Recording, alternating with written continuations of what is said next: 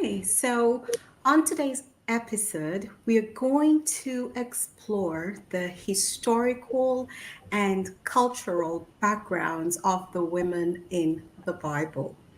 And we're going to do so basically because these women have incredible stories that have been forgotten.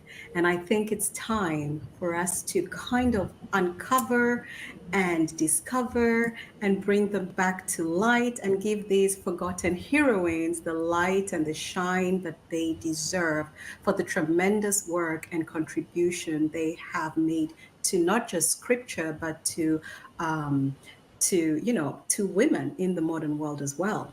Their narratives do resonate to date. And to help us do so is our smart sister, Ashley. Hello, Ashley. Welcome. And how are you? I'm doing well. Thank you for having me on your platform. I'm very honored to be here to share the stories of our heroines from previous generations and even before, and their contributions to the collective.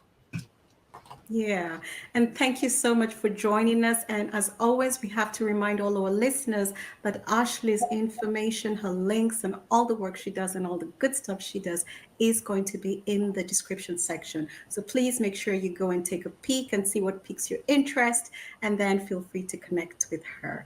Now, before we jump right in, I think I need to inform you all that today's show is going to be a little bit different. We're going to use slideshows, and I tell you, people, they're beautiful, and I think it's going to be very good for our audience who are more visual and who really, who learn through verbal, non-verbal communication. I think this is going to be fabulous. Now, I'm going to bring up the slides as Ashley jumps in, into the today's discussion, and I'll let her just take it away and start wherever she sees fit. So I'm going to do that in a minute. I'm going to add this. And Ashley, you'll just tell me when to pause and how to do stuff. Okay. Yes, and I will. Yeah. So you just give me the go ahead, and we'll just work through this. So I'd like you just to take it away, and maybe we could start by you just telling us, Mhm. why is lesser known information about these powerful women, why it's not really out there, and why they're kind of mentioned in the Bible as a, you know by the way, they kind of just slide their names or Yeah, delete their names, like we don't know like who a James side was. note. Yeah. So they're kind of made to be these mysterious, mystical women, and where you just brush through their Mm. contributions. So just walk us through why these women, why are they not well known, and why are their contributions not given credence to what they really were. In regards to your question, I am going to answer that throughout the presentation Hmm. as it is a lengthy answer. Sometimes people ask me like a yes, what they think is a yes or no, No. um, like question, but we have to first address the facade, break it down, and then build up what the truth is. So overall, like I like the fact that you use the word mystical, because that's what the divine feminine represents, the mystical hidden realms. And we're going to get to that further on in the discussion as to the esoteric reason why women have been in the background, if you will, or in the shadows. And that's sort of kind of foreshadowing what's to come for those that may know about the divine masculine and the divine feminine as in relation to esoteric knowledge. But I'm going to get to that in a moment. I really want to back up to the first slide, though, please. Hmm.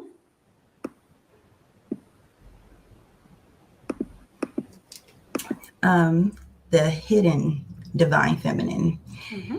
And divine feminine isn't the modern interpretation of femininity in regards to the soft life or the color palette of pink and purple.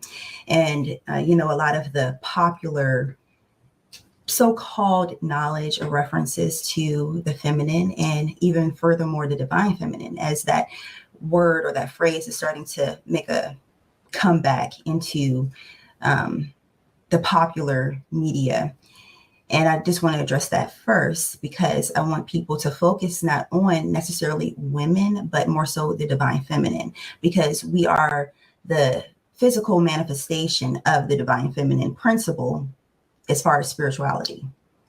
Okay, you can go to the next slide. Okay.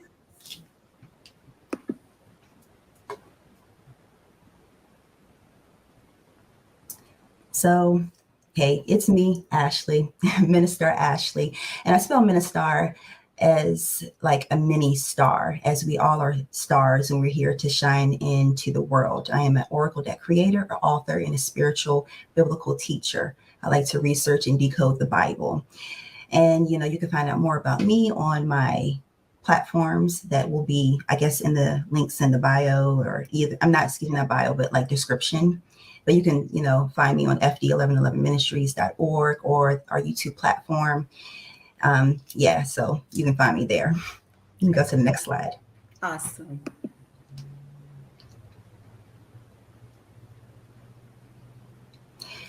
Okay, so I do want to ask a couple questions just to sort of kind of like bring up emotions, but also thoughts. Like, do you think that women are viewed and treated equally to men? Now, hold that thought, that answer in your mind as we go throughout this entire presentation. If not, why do you feel and think this? And where do you believe this idea originated from? All right, you can go to the next slide. Mm-hmm. Now, my personal idea, and I believe that many women and even some men may think this and feel this, that women aren't seen and valued to the same magnitude as men. And this is the reason. Well, we have to first understand religion. And religion is the previous slide. Yeah. Oh, yeah. It's going on its own. So religion is a man-made system. Mm-hmm. And in this system, it operates off of reward and punishment. If you do something good, you get the reward. If you do something that is not good, you will receive a punishment. And with that comes a set of morals. And the original word or the key word in morals is customs. And customs are man-made ideas. So it's not necessarily related to a deity, although people in religion will connect it to a deity. Because if you have something outside of yourself, instead of looking inside of yourself, that you feel like they have authority over you. And I do believe that religion does have its purpose. As the animalistic nature of humans, we do need some type of organization, but that comes pretty much with the balancing of the masculine and feminine. All right, so being that I deal with the Bible, I'm going to really address the biblical stories and, all of that. Okay, so in the beginning was Adam. And in church, if you, grew up in a church like I have, you were taught that Adam was a man, but Adam was not a man. Adam was human. That's what the word means, human. And what is a human? It's a consistency of a plethora of different types of people. And Elohim, mentioned in Genesis, is masculine and feminine. So you have the two spectrums of masculine and feminine that physically incarnate as the two expressions of these spiritual principles as a man and a woman. So there's several different thoughts here. In some religious thoughts, it was Adam and Eve that was almost like a hermaphrodite, if you will. They were like connected. It was like a being, a human that was created, that was one being. And later on separated. Some say that was Eve, and others say that was Lilith. And we will get to Lilith in a moment. So through this separation, it wasn't that Adam came first and then the rib was removed later. That word there for what they have translated in the King James as rib is actually side or half, and that's tsala. Later on, when God is creating a helper, it's not really a helper, that word there is a rescuer. So if you look at the two different words, helper, like, oh, I'm here to be subservient to you and help you in your agenda compared to the rescuer. Like, I'm here to help save you because you really, you need someone there to help you. Well, not really help, but help. Well, let me step away from the word help, but like rescue you from your animal nature. And that's what the divine feminine represents. If you have the masculine is the external expression of God, or like our physical reality, our conscious mind. And then you have the subconscious mind, which would be the divine feminine, which would be like, in this example, would be like Eve. And if you really look at it, we have both the masculine and the feminine, the conscious and the subconscious. That makes up us in our totality, as we have both expressions. So if you think about the analogy, or either the historical reference of Adam and Eve being one human, this would be the example of ourselves. Like, we are Adam, not being fully man, not being fully woman, not being only masculine, not only being feminine, but in the totality, we have our external expression and we have our internal world. That will be the masculine and the feminine. Now, moving on to Eve and Lilith. Do you have? Yeah, that was interesting when you said the internal and the external. You know, it just triggered a memory where I read somewhere where the woman was described as the internal, the spiritual, manifestation, and the man, and I'm just generalizing Mhm. this, was the physical manifestation. And so when they merge, then they really balance out a lot, because we are in this Mhm. realm. So you have the woman doing naturally moving in the spiritual realm, and the Mhm. men naturally navigating the physical. And then when they come together, it's really harmonious. So it triggered this memory when you mentioned that. I was like, now it makes sense what I read, in some texts. And I don't know Yeah. whether that you have any thoughts on that. Oh, yeah. I was going to get to that further on, but there is like the alchemical marriage, where you have the masculine, the divine masculine, and the divine feminine that come together to merge as one. And that's also an alchemy reference. Um, you know, as these two seemingly different components come together and they merge perfectly, harmoniously, to create a new substance, the third energy. Um, but moving on to Eve and Lilith. For those that may not know about Lilith, she was considered to be Adam's first boo. I guess to say, like, she wasn't a wife. She wasn't a wife. Okay, she was like, I ain't playing that role. She was like, no. Mm-mm.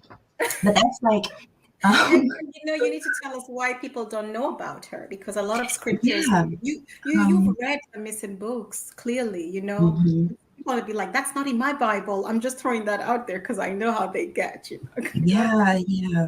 Well, she was removed. I mean, there's like a lot of historical references. Some say that she came later because of, don't quote me on this exact part. I vaguely remember this.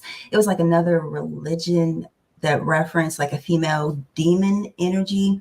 And as all religion does eventually accumulate or piggyback off of one another, that she later came into the text and she wasn't there originally, but you could research that. But Lilith, because I have to giggle just a little bit because Me too. if, I'm really holding this back. I know, because like they had to clearly suppress her, because if people, especially women, were to know that, hold up, it was someone that wasn't subservient. And although I don't think that necessarily that Eve was completely subservient, I think she was like a little naive. How they paint her in the text that I have read, like as far as the traditional text.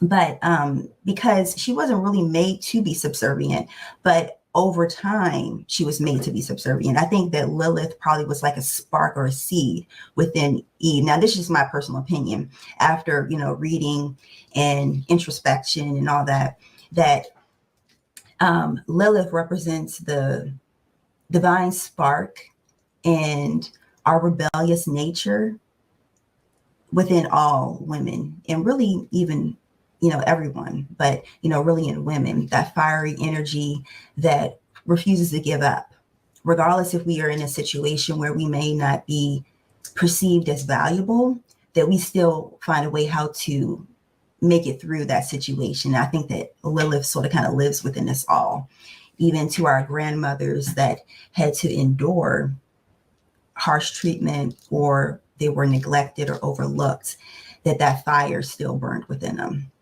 So that's what I personally believe. But yeah, she represents the rebellious energy within us all. And so they also demonized her for being rebellious because she was like, I'm not getting on the bottom. Like, okay, you're not doing it right, if you know what I mean. You're just not doing it right. Can I let me take over, But another thing about the whole Lilith story is that it also speaks to women's sexual freedom and their liberation, and being able to get what they want, fill in the blank. And throughout another thing that's tied to the Lilith and Eve dichotomy, as I read further, like in history, well, further this way in history towards modern times, that women were experimented on their reproductive systems without their permission, and they were also denied orgasms in some literature I read, because it was considered to be linked to this Lilith energy. And even when giving birth, if the baby was breached, sometimes they wouldn't help the woman, and they wouldn't even give her help during child labor in some like groups. I guess it was Amish. I'm not exactly sure. Don't quote me on that. I remember reading over that material and I was like, that was really harsh because they considered it to be Eve's punishment for being disobedient, so they wouldn't help the woman during that time period when she was giving birth. I know I've read quite a bit of stuff about that. That's horrible. And what you're Mhm. saying is it's fact. I can confidently say this because in many parts of in Asia and Africa, they still do female genital mutilation. They cut off her clitoris. That's crazy. We had a show about that. We've talked about it on our show. I've had several women talk about it, and these are survivors. This is not something in a book. These women are survivors of female genital mutilation. It's a custom. It's a culture. And I had one amazing guest who actually told me that it's happening in the Americas. I wasn't aware of that, and she gave me very, very, very important, valuable information. Our audience, I think they learned that for the first time because it's usually discussed in Asia and in the African cultures, Hmm. but not in the Americas. But it's happening in the Americas at an alarming rate. It's just hush hushed. And I think these things are hush hushed because when women are treated in such a way, it's just seen as, I think this is all still the remnants of what you just described. I didn't know how deeply rooted the punishment of Lilith was and the sexual freedom was, because these are cultures that may not be Christian, but Hmm. maybe they have the remnants or the Hmm. ancient knowledge that we have to do this to the woman. It's Yeah. happening. So it's I'm so glad you brought that up because it's a really important um, thing to consider when we talk about these things. It's happening in 2024, and Gambia just voted in a new law to reinstate it as something that should be done in 2024. They justified it. So I just had to say that out there, to our, I'm just going to give a shout out to our minister in Gambia who is really putting her foot down to fight this. And you just, triggered this memory because it's happening. What you said is happening in 2024. Women are not, there's laws to cut off their clitoris so they don't experience sexual pleasure and pleasure their husbands only. And also, with the birthing thing you mentioned, when they give birth after this female genital mutilation, most of them, I mean, I don't want to say most because people tell me data statistics, but death is one of the consequences because the way they're stitched up is does not allow for a very healthy, comfortable birth. So they tear, they end up with fistula. It's horrible, horrible. The bathing process, but again, it's not seen as anything. Wonderful. Yeah. So what you just said, it just took me back there. And so you are really, your work is very important because people can now know the origins of the mindset of why people, the men think like this and where the justification is. And this is not just scripture, it is manifesting in our reality, Mhm. Very today. true. Yeah. Sorry, we just had to interject, No, but you just took no, me there. But no, yeah, that information needs to be shared. yeah. Go And on. that's news to me. Yeah.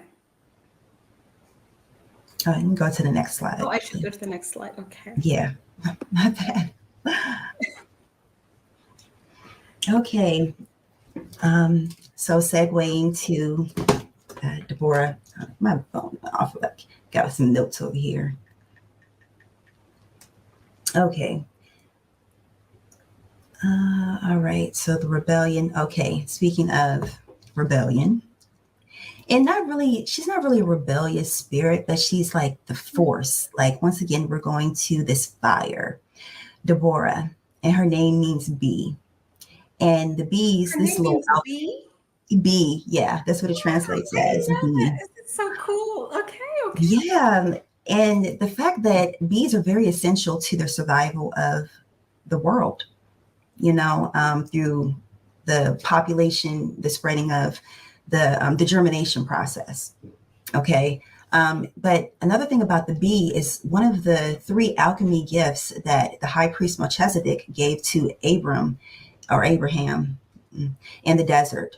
And that's just how essential the bees are. And the queen bee is very essential. A little esoteric note, as I like esoteric. Mystical information. I can't do anything without it. Like all my analogies It's just have so background. intertwined. It's just Yeah, tied into it. It's knotted. yeah, it's just in me. It's just in me, you guys. So, it's in me. So she was the one and only female or woman judge, a prophetess, a warrior, a teacher, and a diviner. I added on the diviner part because you will see later on with her name and what it means, and the divinatory practices that are associated with her archetype. So her name means torch, lightning, or fiery woman. Oh. Okay, yes, fiery.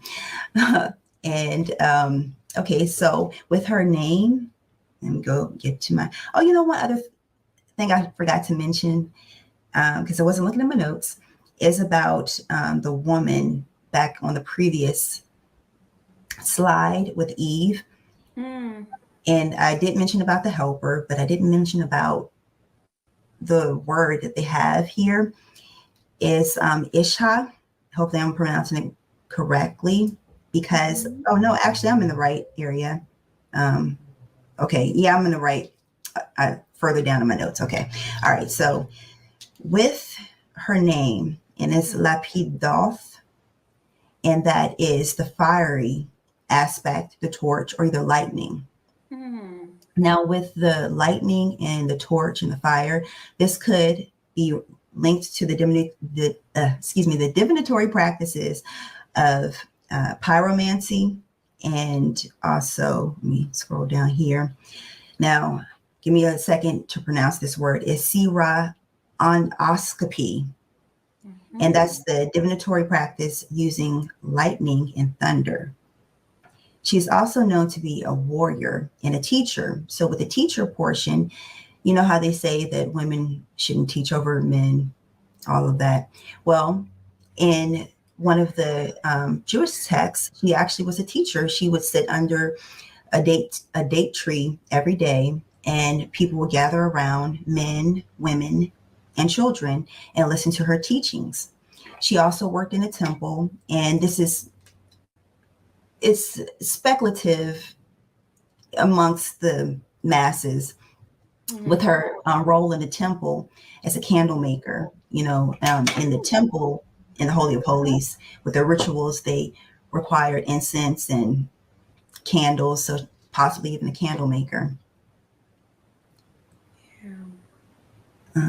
Okay, and give me a second. So, not being married. Now, texts say that she was married. Of course, in this culture, being a single woman, that once you became a woman, you were supposed to be married off. So in some texts, they do have her as being married, but they don't have her husband's name.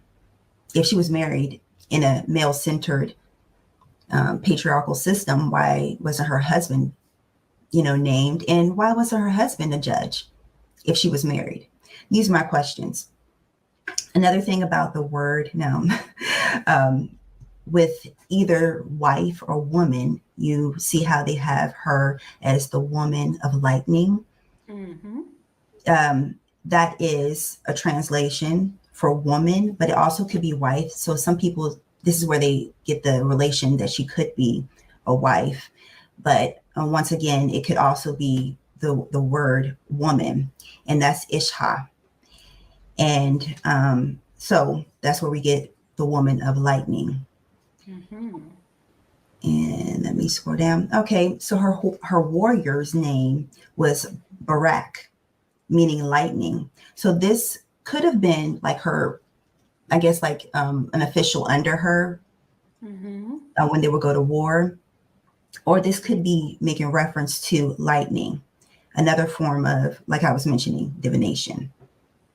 But it also could speak to her wit. It could speak to her might, especially as she was a warrior too. So at times she had to kick a little butt, that's fine. She got it done though. I don't know why these aspects of the mother, I mean, you would be so imbalanced if you would just move. This realm requires you to really have a bit of stamina. Imagine Hmm. if you were just, you know, you're dancing with the fairies. Have it Yeah. all as a judge. Right, exactly. Yeah. Yeah. Okay. Deborah is a Um, really fascinating woman. I read a yeah. little bit, well, not a little bit. I've read quite a bit about her, and I can understand the debates. Was she married? Was she not married? Because when the scriptures are so distorted and they've made copies Hmm. of copies of copies of copies Hmm. of copies, of course, there's information getting lost. And Hmm. then you are digging deep. I'm sure I can tell from this information, you've read the Apocrypha and you've read the Book of Enoch and you've read all these other texts, which people may not want to read, but then they may question what you're saying, Hmm. but you're actually going to dig deeper. Yeah. So I can understand if you're just going by the Bible as you have it, Hmm. books that are sold everywhere, you won't understand where she's coming Yeah. from. And, Yeah. take the information and research it, and then you will find what she's talking about because it's not, it Yeah. is there. Mm. And the thing is that like before, like we're taught to listen, like the whole system, not just of religion and the organization of church. And I'm going to get to that further in the presentation. But you have to understand when they go to be ordained, they have to go through a school. And that school already has a set agenda. No different than when we send our children to school or if a doctor goes to school. They're there to practice what they learned. So when you go to ask your pastor or your minister or your deacon, Sunday school teacher, a question, they're going to give you the regurgitated answer that was given to them. Now we are challenged to be studiers of the word, 2 Timothy 2:15, one of my favorite scriptures, to be Ooh, studiers of the really? word. Mhm. But I would take it a step further and say researchers of the word, because before when I was in church, I was studying the word as it was given to me. Some things didn't really feel right at times, but I was like, well, I'm studying what they told me to study, the way how they told me to study. So I would say be a researcher of the word, of everything. If you're taking a medicine, I would say research it too. That's just my personal opinion with that section about, medicine, food, everything. Because really, honestly, it's all linked back to us. Everything is centered around us and our lives. I'm not living my life for you. You can't live your life for me. I can only live my life for myself. And whatever information comes to me, I'm responsible for that. Especially as we living in the information age, there's no need to just be like, I hate to say it this way, but not really dumb followers. Honestly, they had Okay. excuses then. but we Yeah, don't have excuses now. We like really don't. literally, like Yeah. literally. The books are out there. And back in the day, these books cost a lot of money. The Yeah. scholars who wrote these books, they paid thousands of dollars for one or Hmm. two modules. Now they even give it to you for free. Yeah. PDF download. Hey. Yeah. So Yeah. there is no really excuse. And Yeah. when you talked about the the health, the doctors, and you said they practice medicine, I was like, yeah, Hmm. they practice.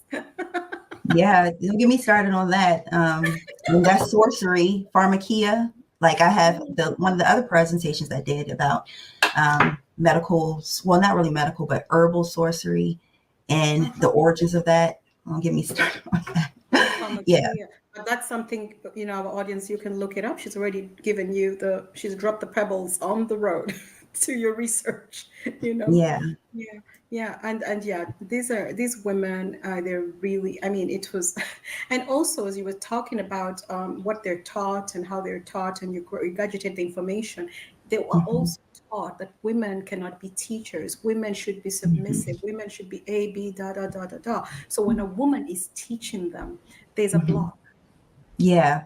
Yeah. And this Yeah. goes for both It's true. women and men. I know women who will Yeah. not receive the message from a woman. She would rather Mhm. receive it from a man because of there's a Yeah. block.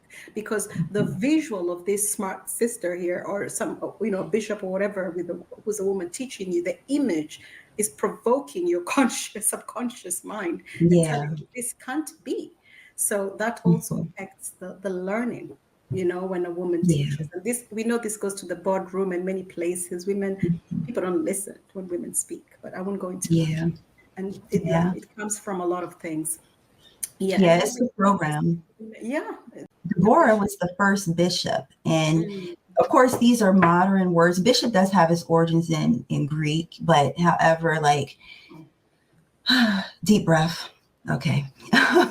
Okay. So there's two words in the Old Testament that is the equivalent of a pastor or a bishop in the New Testament. Okay. So we have Shaphat, which is judge. These are attributes. So, like with a pastor or a bishop, they're to be a good, favorable judge of character. And this happens in the spiritual realms. Like you can't just, she didn't nominate herself to be the judge, like, oh, I'm going to be the judge.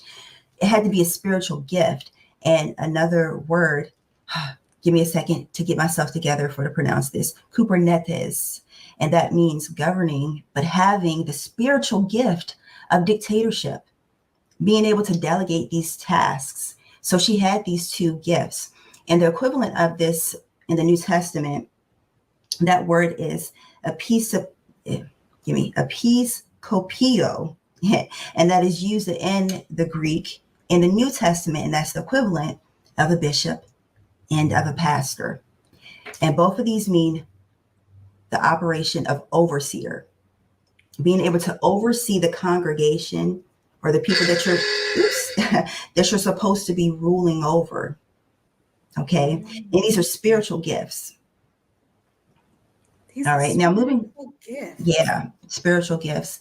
And remember that in these cultures, being culture Yeah. based and language based, Uh-huh. that they have the words have an entire meaning to it. Like if I say, oh, judge, what do you think about? You think about a gavel, a guy with a gavel, and ready, Mm. or and you think about this, but when they have these words in the culture, it's a whole custom that comes along with it, a whole mentality that comes along with these Right. words. We only have dry Yeah, English, I'm just dry. thinking that what you've just said, and I can, because I speak different languages, I can relate to what you're saying. And Yeah. when you speak different languages, you realize that English is very limited in how it describes things. Hmm. Some are like 5 words. Some languages have 5 words into one Hmm. word, and you can play around with them. Hmm. interchangeably to change the context, the meaning, Yeah. everything. The same words, just switching the position. And Just, yeah, I know what exactly. you're saying is fact, and people who speak other languages know what you're saying. Yeah, we get it Yeah. now. What you mean by Yeah. And Mary yeah. Magdalene, um, a preacher. Yes. And the Latin origin of the word preacher is to declare or proclaim. And what did she do? She proclaimed the power of Christ. She proclaimed her story and her relationship with him. And, he has risen, the story. But moreover, with that, give me a second, scroll down. Okay. So she wasn't a prostitute, as we probably may have gathered from either pop culture or the whole church field. I know for a while I thought that until I did my own independent research. So it was that story came from the Pope Gregory the First. But however, in the 1960s, the Catholic Church had to apologize. In the Gospel of Mary Magdalene, she traveled to spread the good news. She proclaimed, like, pretty much almost worldwide, not completely worldwide, but she did her thing. And she even, in the book of the Mary Magdalene, that she had Jesus's child, known as the Holy Grail in some customs and beliefs. She was a female preacher like Junia, Phoebe, and others. You can go to the next slide. Yeah, So because like, Jesus had a child, Ashley. yeah, according to like one school of belief, I and think that it's will not be one like, school. some say it's Rh negative, I think, or like a blood type that's supposed to be like the offspring of Jesus's child. Okay, Yeah, that's an interesting one. yeah, that is Worth interesting. looking up. Yeah. But Mary Magdalene is an interesting Hmm. woman because there's also the conversation around, was she one of the disciples? Mm. Yeah, Yeah. in the book, yeah, she was, and also I think in the book of Thomas too. It's another book that she was like a disciple. Mm-hmm. Hmm. Okay, that's They good needed to some know. feminine energy up in there anyway. I mean, like, Yeah. They needed a lot of it. yeah, shoot, right? Yeah, we're gonna get to that in a little bit. Okay. Now, in the next slide, this scripture has been thrown at me so many times. Okay, Ah, Timothy. yeah. Oh.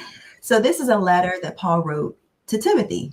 Okay, and he Mhm. was in Thessalonica trying to establish a church, and there that was, goddess veneration was highly in regards in that area, and so the women there, they they were like revered equally, if not even more, than the men in the culture. And so to give some type of structure, that was Paul's opinion, because he starts it off like, I suffer not. And he's talking about himself and he's giving advice. He's not saying that I received a divine vision and, Christ came to me and told me that this is what you're supposed to do. Women's supposed to be sitting there. He didn't say that. He said in his opinion. Yeah, the That's book just of very basic. Paul. I'm sure you'll go into it. The book of Paul. The book of The Paul, Timothy, and the Council of Nicaea. Those mhm. culprits. Now the book of Gosh. Paul, I haven't read that, but because I like to dig deep, so maybe Mm. I probably skimmed over it. But I'm a digger, so I I like, know. I can't really speak on that.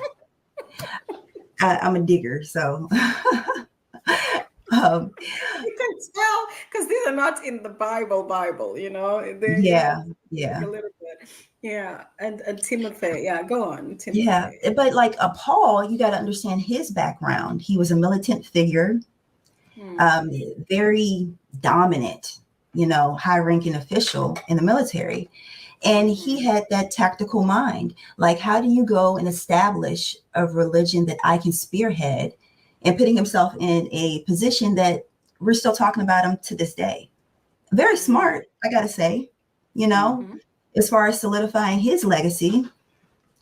And what better way to do that than to structure the new religion where he's at the forefront? And how do you do that? If you have, first of all, he's Jewish, so he came from the culture where women were second, like property.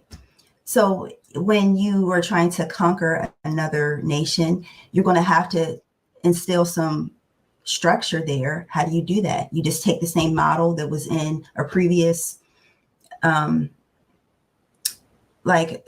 area, and you just apply that same tactics to that new area.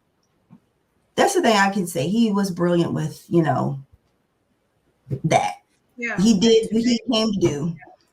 I'm not saying I agree with it, but I mean, we can take some tips from him if we're trying to, structure something, tear down something old. Very strategic and political at the time, because the Council of Nicaea, I know you're going to talk about it as well. That's all they were doing. It was politics. And then they had to rearrange, shift the pieces on the deck to make it suit the agenda. Yeah. And Paul it was their time, they used it like that. Like the key word in the scripture that people focus on with being quiet, be silent, women, all that is Hezekiah. And that does mean quiet, stillness, and silence, but peace. And it speaks to an overall practice of inner peace. This same word is mentioned in 2 other instances that has nothing to do with women sitting still. It's about silence. And it's in Acts 22:2, as well as in 2 Thessalonians 3:12. And because another thing too, if this was a direct commandment for women to be still, be quiet, don't talk, don't usurp your authority over a man, then why did Paul follow up in Galatians saying that we are all one? Like the Gentile men and women are all one in Christ. So it's either like he's being hypocritical, or either people are misinterpreting this to fit their agenda. Yeah. And to me, it all makes perfect sense, because who's in the church? It's the women. Yeah. The churches that are thriving. Yes. The mega church. You do not thrive without your spiritual army. And it's the women. It's the women. Now you get to that too. Silent. They're worshiping. They're giving a lot of power. A lot of their power and essence in the church, and they're elevating these men on the pulpit. Yeah. It's all your energy, women. It's all of you. Look around you in those churches and know that is your doing. That's your inheritance. I'll leave it there, because it really gets on my last nerve when you're benefiting from the energy, the wisdom, the knowledge of women, and then you're hitting them and trying to make them feel like they're not contributing anything, they're not contributing equally, they're not valuable. And we know that that's not the case. They are key. Yeah. Without the women, there is no church. Yes, exactly. There is none. The churches will shut down, they will close down. So this is, quiet, stillness, silence, peace. Yeah. It's a paradox. Like it doesn't make any sense. Just from and this is something you can go and look. Go to any church, just walk in, pick any. It's women. Yeah, majority women. Okay. But yeah, this speaks to a practice of inner peace. It speaks to the Holy Spirit, and the Holy Spirit, the Ruach HaKodesh, the Shekinah. And that's what the divine feminine is. It's really the Holy Spirit.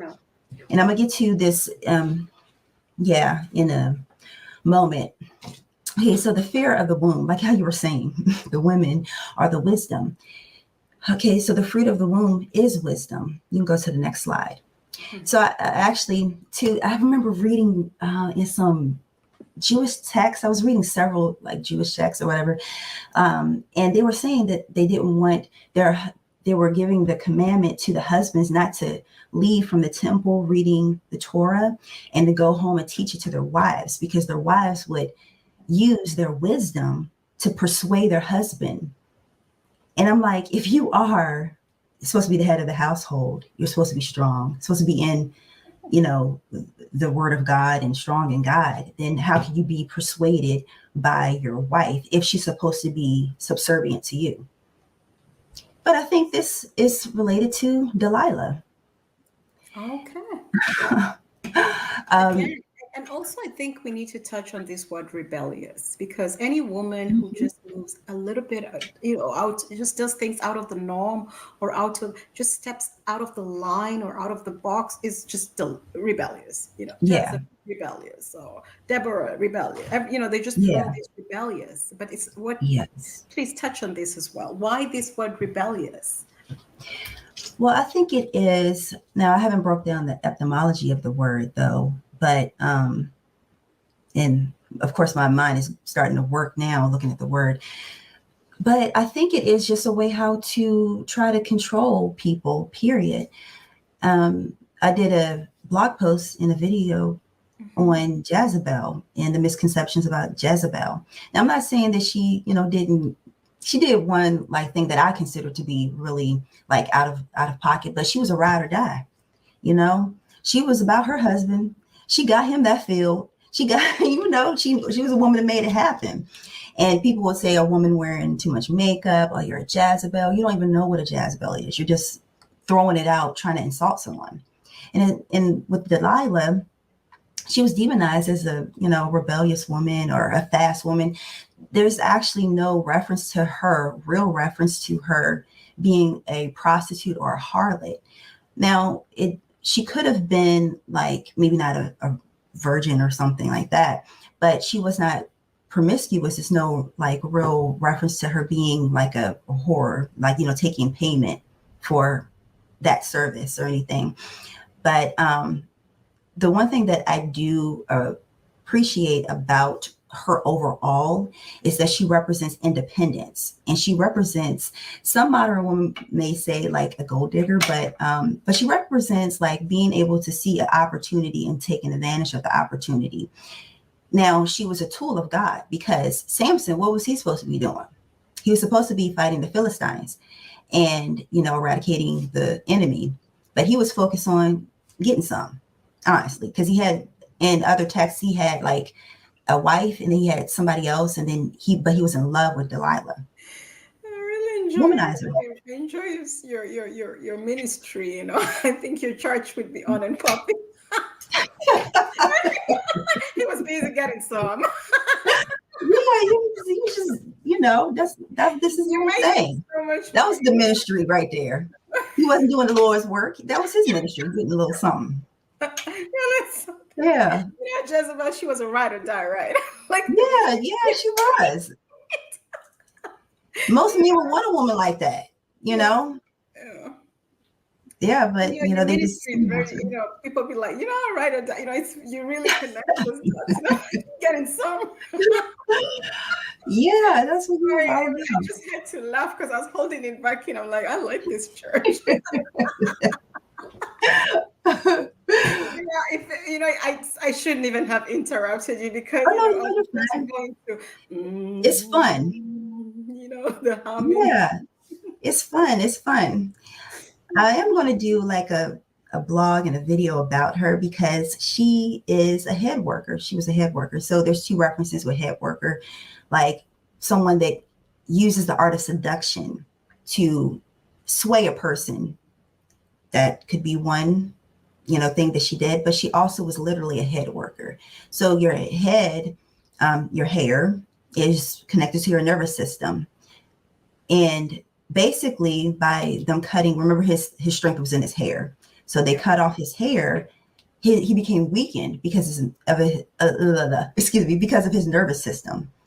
You know, you go what I'm saying? I And get what what was you're she doing? saying. Yes, yes. She was working his head. She was That's what a really, head worker is. yeah, well, not really cutting the hair. I mean, it No, could no, do not with something the with hair. the You hair, said but working like the head, working the head, like, yeah, it could be verbally like implanting ideas into the the head. mind. Yeah, the mind, but also sometimes like what they would say with head working is like a person that could massage the head too, because you have different pressure points and pressure points for lack of a better word in your head.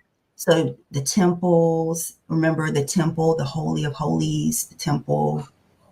Yes, they said that, even the way it is, all the names of the places in the Yeah, temple. and they divide the brain up. I don't know all of those, you know, left Yeah, yeah, hemisphere, right yeah. hemisphere, and then all these other hippocampus or all of those.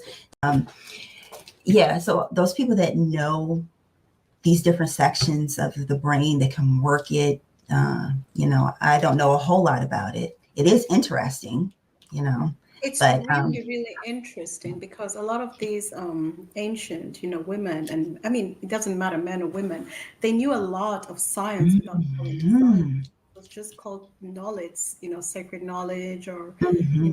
the Magi's, everyone had a consult, all the kings had the seer or the woman or the Yeah, prophet or the healers. They knew it was biology and science. They just called it something different. That's why I yeah, was very interested when you said head work. I was like, she must have had a lot of knowledge on the body, how the mind mhm. works, responds, to the anatomy and, you know, Yeah, that makes a lot of sense. oh, And the more that, because like I have my ebook and I'm converting it to a paperback, so I'm adding even more, you know, information into that book. And the more that I dive deeper into the practices, the ancient practices in divination and magic, the more that I realized that these high priests were doing all kinds of stuff. Like this could have been a sacred science. I don't know the exact word for it. It's so many of them, of working the head, just with touching the head and examining the head. It could have been a form of divination. You'd be surprised how much divination is tied to the medical field. yeah, the touching of the The head in a lot of culture. I don't know. I know in my culture, blessing. when babies are Mhm. born, nobody is allowed to touch the head, the sensitive Yeah. part of the head. You don't touch it, and Hmm. the head is protected. Also, people say the African women tie the head wrap for Hmm. beauty. No, it's for a lot of things. For protection. Yeah, yeah, Yeah. and Yeah. This is still sensitive right here. yeah, Like even if you get sunlight right here, it's good, you know, to have sunlight shine oh, on the top here, of yours. mhm. Yeah. Like every so often, you know. Nice. This is interesting knowledge. It's really worth doing a deep dive because it's Yeah. understanding the body, and the mind. Yeah. You can go to the Next next slide. slide. Yeah. Okay.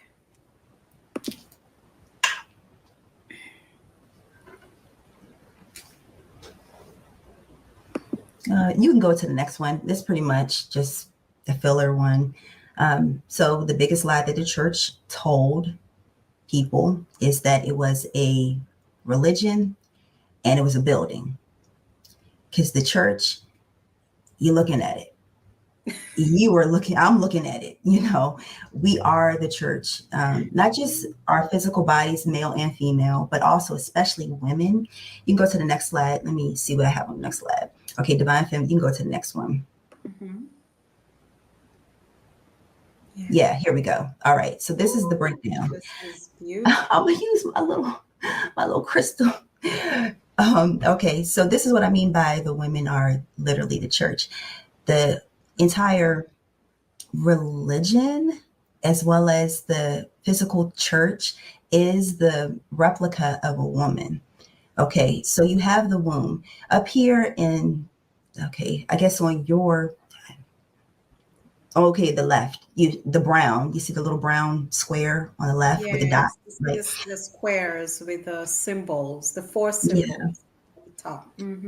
Well, maybe, okay, yeah, all right. So this is an ancient B, the letter for B, bet.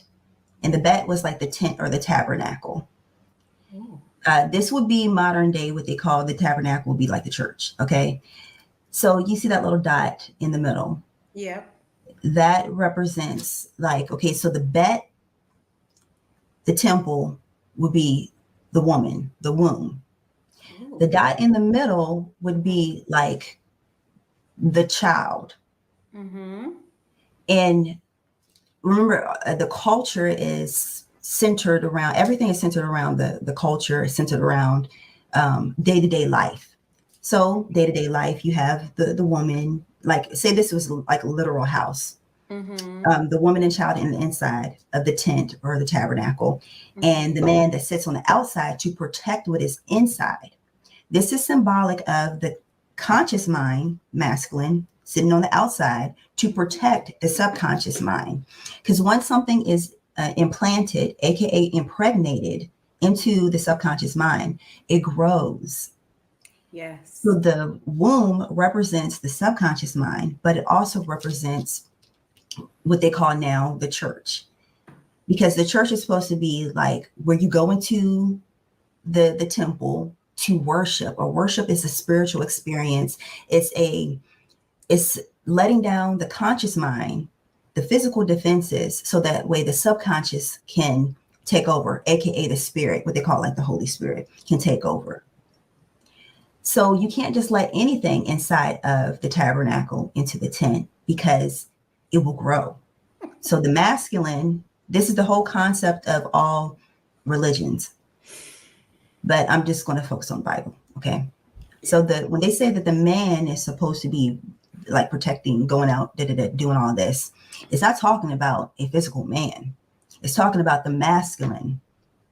With my masculine expression created this slideshow, but my subconscious mind formed the idea, and they work together to create. They create together.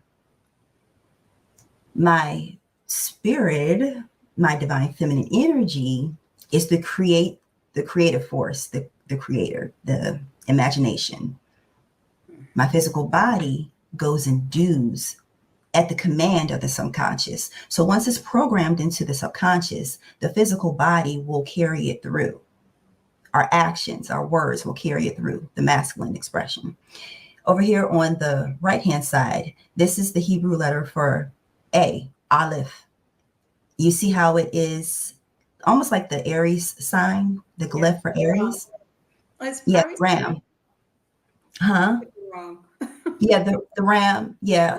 Or either ox, the ram, Okay. ox. And so that's the head of the year. That is the spring equinox. What happens in spring? Life forms, pregnation, then the life comes to life in spring. If you take this Aries glyph and you Mhm. see the ovaries and this whole reproductive system right here of the womb of the woman, Mhm. it fits into the Aries glyph fits Mhm. into that. It's all symbolic. What happens on Easter? Spring, new life comes forth. Yeah. In What Easter. happened? Yeah, the death, burial, and resurrection. Mm. That's an analogy for the reproductive system. Death, burial, and resurrection. Mhm. Regenerative properties of the woman. Now with the chalice here, they have Mhm. the Eucharist, and like the bread and then the wine. What is the wine symbolic of? The menstrual cycle. You see the chalice right here, over in the far right at the bottom. And Please stop. the Stop. Yes. You can have some simple. and in the Are Old you Testament, serious right now? What I yeah, this is a very serious slide right now.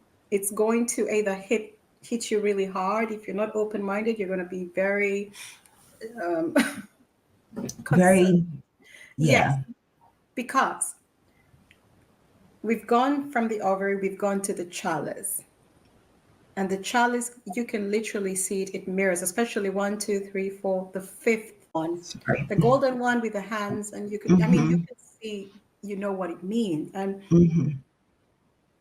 And this is what they use for the Eucharist, Mm-hmm.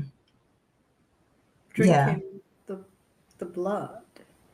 Of, And let me tell you, I've been doing the research in the Old Testament. that is why I was, hold on, I had to ask you that because this is, you know, come on now. Yeah, like the more I dig, the more I'm like, ooh, this is juicy. Ooh, now how am I going to present this? But yeah, I was just like in my book, I was doing some research about blood magic and the divination. And then, the holiest day of the year, Yom Kippur, the Day of Atonement, which is opposite house of Aries. So Aries is the head of the year, the ram. Opposite would be Libra, the Day of Atonement. Libra is to balance the scales. Yeah. What has to happen? Yeah. A sacrifice has to happen. And that's where you have the sacrifice of the goat, of the ram, once again, so the son can be reborn. And well, hold on. What was I about to say? Oh, yeah. Okay. So I was researching that day, and the sacred practices that they do in the Holy of Holies is a bloodbath. It's all about blood. And why is it all about blood? What did they say in the Old Testament about women?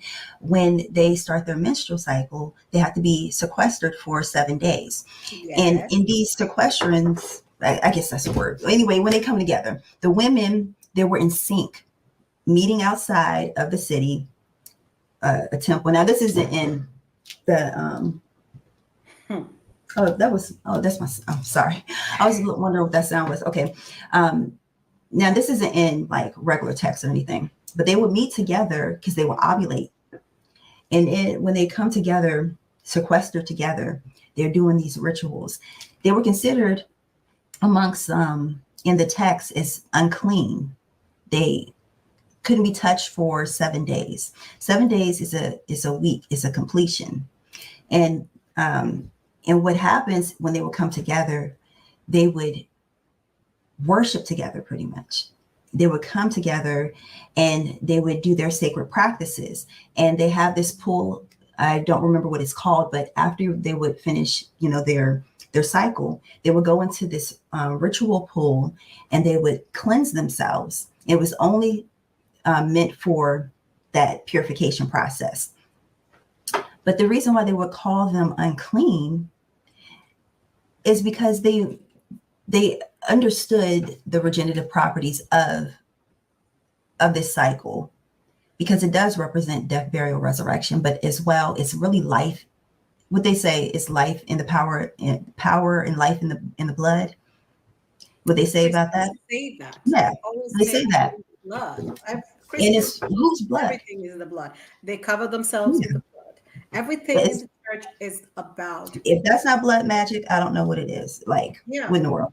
But They cover their homes with the blood. The Passover, once they the mark the blood. Passover of the lamb, what is the lamb? Look at the ram, look at the ovaries. Okay. So Ooh, yeah, it's all it's I never all thought over about it. That's the so doorpost. Yeah. And so, like, what blood are they talking about? They demonize the woman for this Is cycle, that but the then they blood they're take it, talking about? huh? Is that the blood they're talking about? The woman's blood? Yeah. That's what symbolic. I mean, they're not going to explicitly say it because obviously, No. if they knew how powerful, if they were to admit how powerful women are, that means that they would have to either make it equal or either bow down. And it's a ongoing battle with that now. I stay out of it, because it's just not my thing. At least not right now. I don't know where God's gonna lead me, but this may lead somewhere right here. Just me saying all that. This slide alone is a whole book. And you know what? The more I study, because I added a section, being that I am a woman and I am teaching and all of that, I had to add a section for women so that way I could address not this part, but the teaching part, so that way I can make myself qualified, if you know what I'm saying, because You are. I just This so is many really, people. this is happening. Japan, Japan, Japan, Japan takes, they pay women to give their menstrual blood for research and regenerative makeup. That's a source that you can I was do going that. to say, wow, that's Yes. interesting.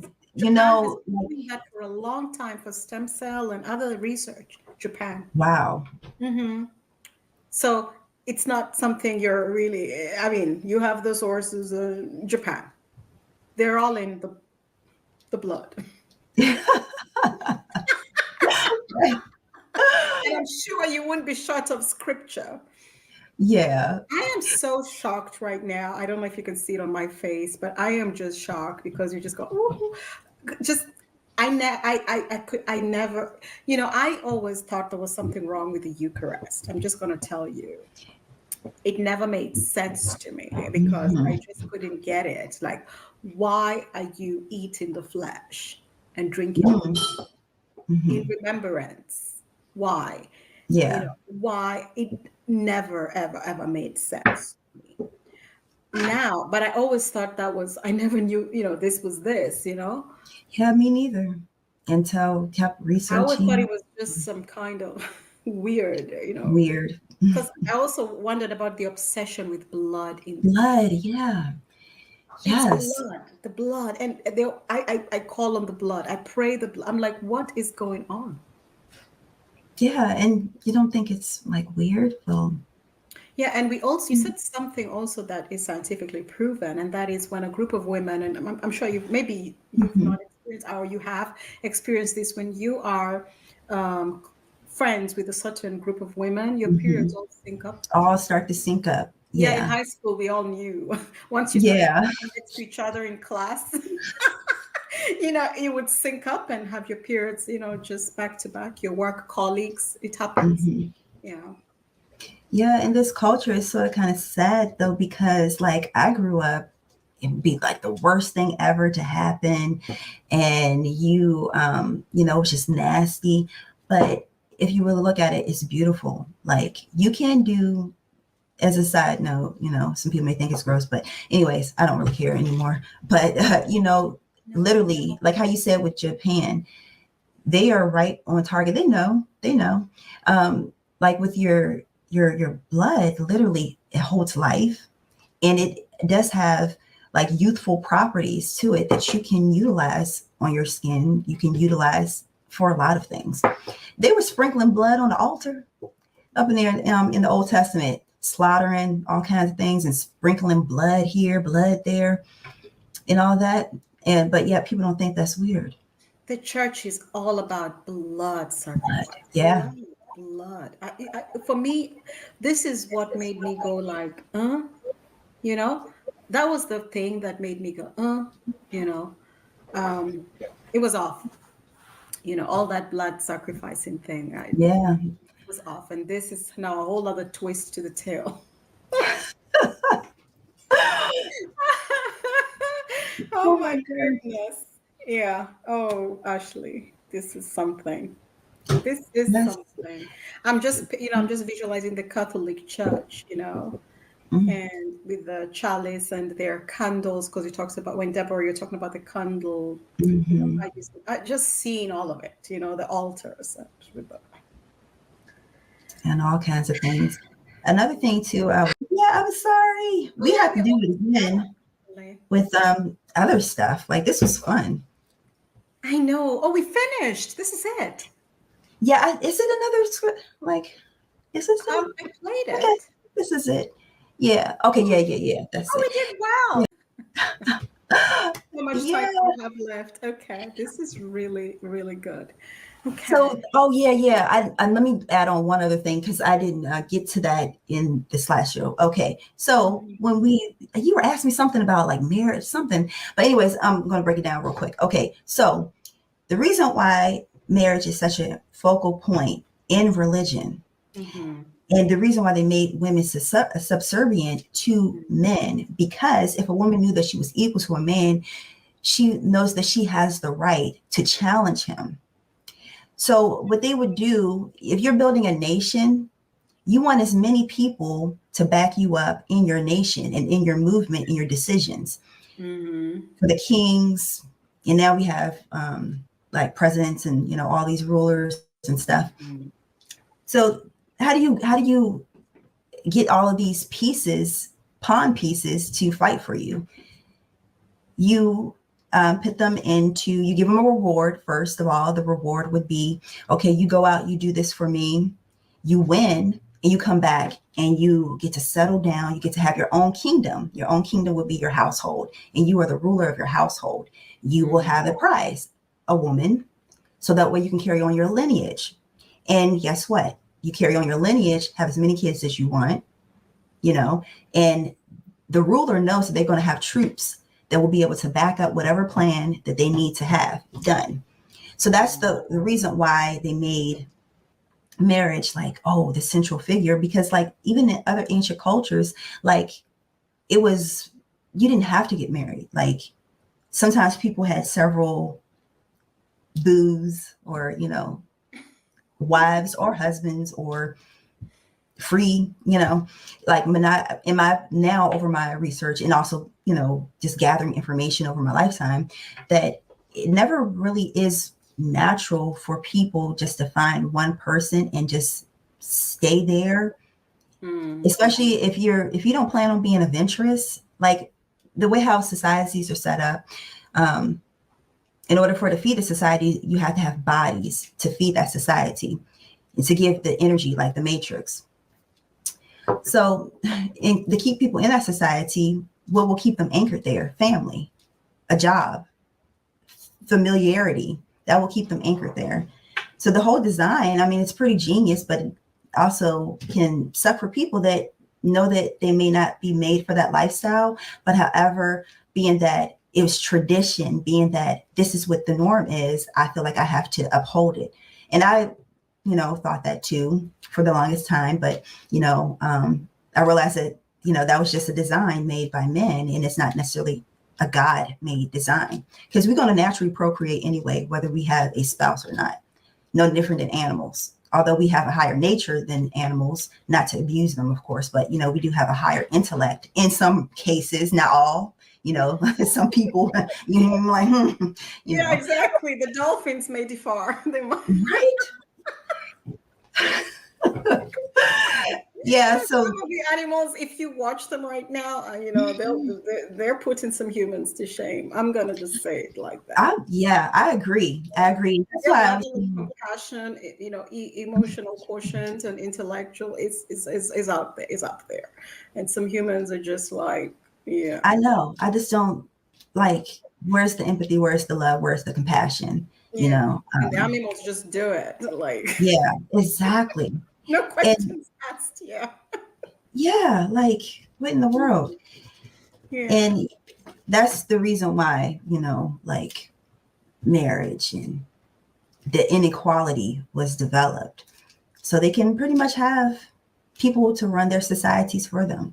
They can have that continual, like I think about a hamster wheel, and something, a device hooked up to the hamster wheel, and society is running on that hamster wheel, and it's powering a higher source.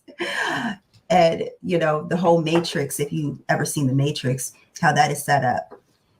Yeah, and when you talk about marriage, you can see the trends in polygamy and Hmm. polyandry. Polyandry is Hmm. women with multiple Women, husbands. yeah. Polygamy is the men with multiple Hmm. wives. And, when I look at some of the families that promote polygamy, I'm like, they know nothing about it, because in Hmm. the African context, the men who had back, way back when you do Hmm. the thing, most men used to refuse the wives because it was too much. They were like, no, Oh please. gosh. Yes, they were refused. And I'm talking about things I know for real, for real. I didn't read a Hmm. book. I know these families. And, I've talked to these great grandfathers who were like, Hmm. I didn't even want my second wife. I was trying Hmm. to dodge it because I only wanted my first wife. Because Wow. it required you to build homes, the same Hmm. homes, for each wife, it required you had to do so much. And also these men were in love. They all admitted, Mm, every grand old, these are old great, they loved one wife. There was a favorite wife. They loved her. And the rest mm, were not love. They were responsibility based on mm, culture. It was called wife inheritance.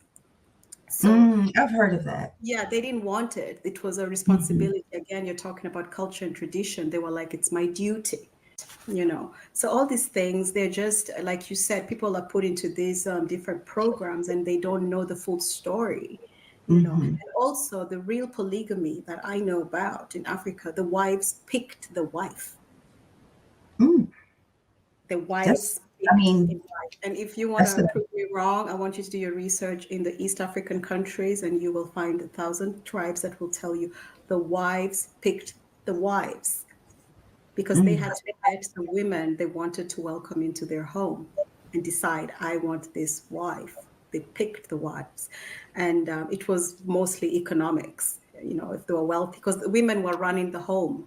So she needed help. She then picked the wife you should pick her like a great business partner, you know. that makes sense, though. It is like a business. Yeah, so it's not what people sell out. I have all my booze, 3 wives. I'm just like, that's just Yeah, they have the wrong idea about it. totally, yeah. But we could go Yeah, on and on about marriage and wives and all this stuff, and yeah. I would like to thank you. Thank you for the invitation. You're welcome. Yeah, and I hope you'll come back. You're most I welcome to. will. I will. We had so much fun. I'm sure this one is going to be something for our audience. And this was fun. Word. Anything that Oh, you want to say before we head out? I'll just let um, you have the you last word. know, I would just say question everything in research. Okay, wonderful. So this was Minister Ashley, our today's smart sister, hanging out with us, and we really enjoyed hanging out with her. And remember, everybody, if you want to connect with her, all the information is in the description section. Thank you, Ashley, for today, and Thank you. look forward to another share in the near future. Thank you. Okay, thank you so much. You have a blessed one. Thank you.